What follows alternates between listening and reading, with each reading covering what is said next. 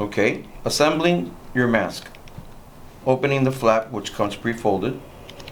First thing you want to do is break at 90 degrees where the perforations are at. Hold it down, break it.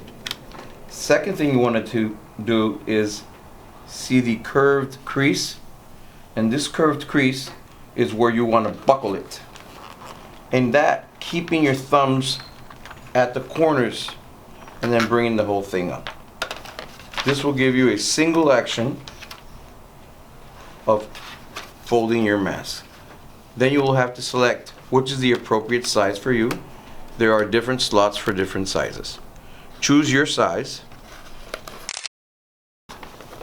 If you want, there are also pieces in the front which you could actually form your mask to buckle it away from your inner mask.